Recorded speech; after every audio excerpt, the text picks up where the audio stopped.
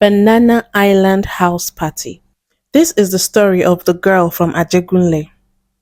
Amaka Onwudiwe was a 21-year-old girl from Ajegunle. Sharp, independent, the type who learned to fight with her eyes before her fists. She wasn't rich, but she had dignity. She studied mass comm at Yabatek and took freelance ushering gigs through her cousin Zizi to support her widowed mother and younger siblings. One Friday night, Zizi called her, "Amaka baby, this one na pure cash out. Banana Island, elite party, models, celebs, high profile guys, 50k each. Just show face, be pretty, pour drink, come now." Amaka hesitated. Banana Island wasn't her world, but 50k? That paid her school fees. So she put on her black gown, left her morals on mute, and entered the lion's den. Around 11:38 p.m., the mansion at Banana Island shimmered like a palace. Tinted glass, luxury pool, exotic cars lined like trophies. Inside were politicians' sons, tech scammers, ex-footballers, and influencers with dirty secrets. And at the center of it all was Kamsi Odogwu, son of oil tycoon Chief Chuka Odogwu, a man whose reach stretched from Abuja to London. Kamsi was rich, entitled, and dangerous. He didn't hear no from girls, and when he did, he turned violent. At first, the night was just loud music and expensive alcohol. But behind the scenes, the drinks were being spiked, the girls were being separated, and phones were confiscated to protect privacy. Amaka noticed something was wrong when Zizi came out of a room, barefooted, whispering, "Let's leave, something dey wrong."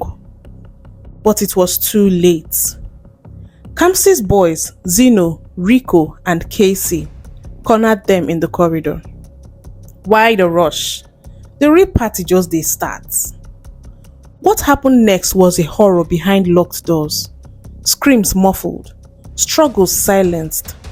But Amaka wasn't like the others. She beat, kicked, fought, even broke a bottle across Kamsi's face before jumping through the second floor balcony into the swimming pool. She climbed out, bleeding and limping, and disappeared into the night. 2 days later, the party had been scrubbed from the internet. No footage, no evidence. The girls who talked? Missing, silenced. Kamsi sent out a message. She talks, she dies. But Amaka didn't go to the police.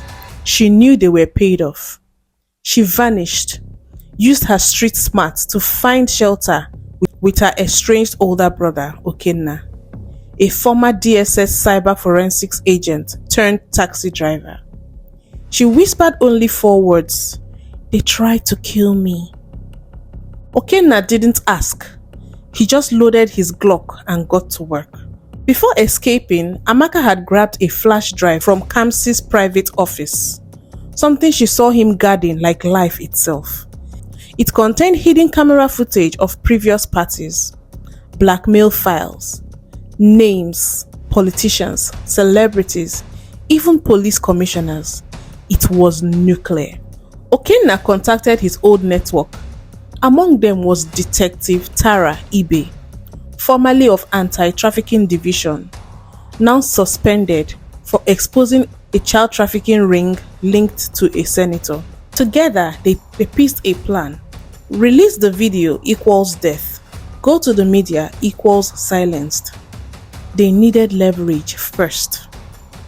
Instead of hiding, Amaka became bait. She posted cryptic messages on TikTok, hinted at what really happens behind Banana Island gates.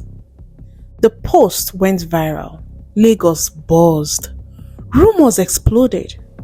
Kamsi panicked. He sent men to hunt her down through Festac, Bariga, Surulere. But Amaka was always a step ahead, dropping breadcrumbs on purpose. Meanwhile, Okenna hacked the Odogwu Group's mainframe. They found funds wired for bribes, death squads, and coded messages to clean up liabilities. But the deeper they dug, the more dangerous it got. One night, Rico's men found their safe house. A gunfight broke out. Okenna was shot in the leg. Tara was stabbed. Amaka drove them out of there, barefoot, bleeding, but alive. "This ends now," she whispered. 3 weeks later, Amaka live-streamed the flash drive contents anonymously through a darknet server. Faces, voices, evidence, names. It spread like wildfire. Hashtag Banana Island Party. Hashtag Behind the Gates. Hashtag Justice for the Girls. Hashtag End Rape Culture Naija. Protests erupted in Yaba, Surulere, Ikeja, even on the island. Activists, students, and market women marched. The streets didn't sleep. Kamsi tried to flee the country, but Okenna and Tara cornered him in a private airfield in Ekpe. This time, Amaka confronted him face to face. "You said if I talk, I'll die. But I'm still here. And you're finished." Police arrived. Individuals came with cameras. With the media, there was no hiding. Amaka never returned to Ajegunle. She was offered scholarships, protection, even political offers, but she refused fame. She only wanted peace. But in the streets, the story lives. The girl who they said must never talked and shook the whole damn system. 3 days after Kamsi's arrest, Amaka and Okenna stayed on the ground. Lagos was burning with headlines. Oil tycoon son linked to Banana Island sex ring. Flash drive from hell exposes top politicians. Anonymous girl sparks Nigeria's loudest protest yet. But inside the storm, one name hadn't appeared at all. Zizi. She was the one who took Amaka to the party. The one who panicked first. The one who mysteriously vanished after the night of the incident. Until now. Okenna received a call from an unknown number. It was Zizi. "Amaka is not safe. There's more.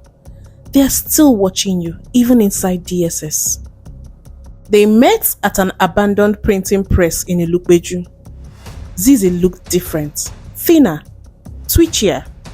She pulled off her wig and revealed a tiny device stitched into her bra strap. "Chief Odogwu isn't just protecting Kamsi, he's cleaning house. I saw the list, you are on it.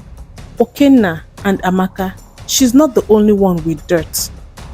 She dropped a flash drive, number 2, newer, encrypted, far more dangerous. This second flash drive wasn't just party footage. It was the black file, a digital record of bribes, assassinations, and rituals tied to the Odogwu Empire. Videos of girls going missing during model recruitments. Voice notes of Chief Odogwu talking and handing Ghana must go bags to High Court judges. Bank statements showing 900 million routed to an offshore firm for clean operations.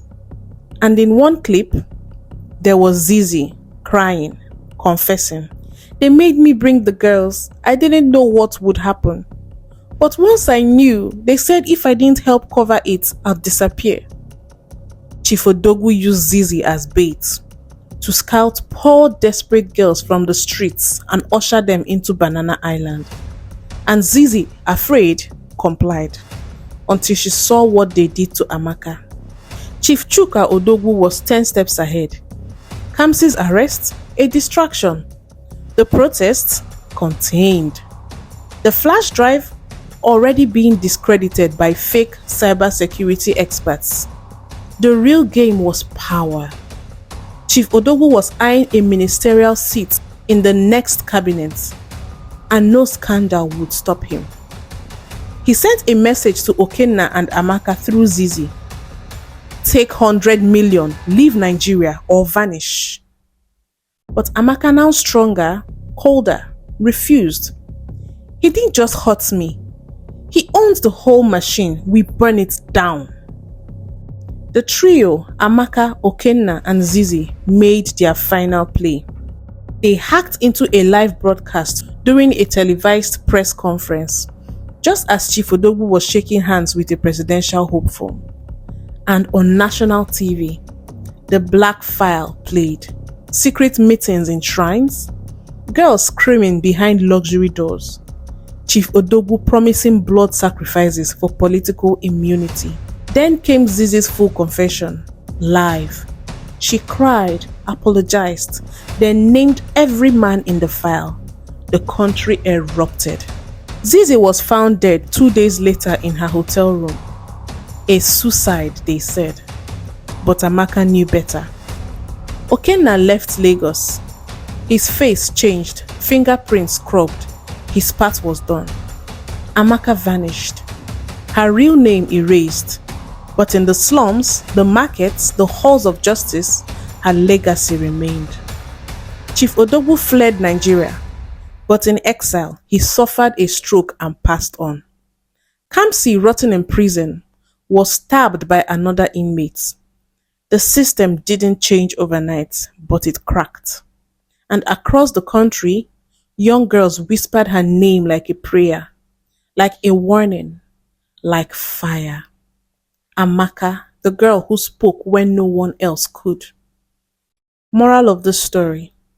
This goes to show that luxury life isn't always what it seems. Let our young girls and ladies be safe and vigilant out there. Thank you for watching. See you next time.